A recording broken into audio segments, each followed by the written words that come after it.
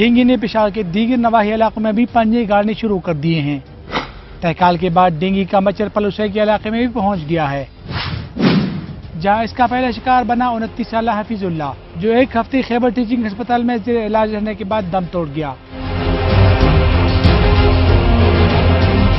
مہلک مرض سے صرف حفیظ اللہ ہی نہیں بلکہ اس کی اہلیہ اور والد بھی متاثر ہوئے ہیں، جو اس وقت ہسپتال میں زیر علاج ہیں۔ حفیظ اللہ کی ہلاکت کے بعد ڈینگی ریسپانس ٹیم بھی اس علاقے میں پہنچی، جہاں انہوں نے گھر گھر اسپرے کیا۔ اسپرے کے دوران متعدد گھروں میں نصب روم کولروں میں بھی ڈینگی لاروے کی موجودگی کا انکشاف ہوا۔ صرف ایک بوتل ملا ہے اور اس بوتل سے کیا ہوگا؟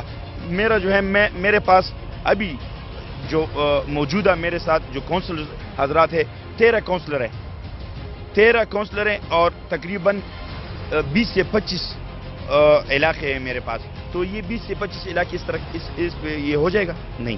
پلوسے کے اس علاقے میں اب تک 9 افراد ڈینگی سے متاثر ہوئے ہیں۔ ڈینگی سے اب تک 12 افراد جان بحق ہو چکے ہیں، جبکہ گزشتہ 24 گھنٹوں کے دوران مزید 153 افراد کو ہسپتال میں داخل کرایا گیا ہے۔ کیمرہ مین ناصر نعیم کے ساتھ مسرت اللہ، دنیا نیوز پشاور۔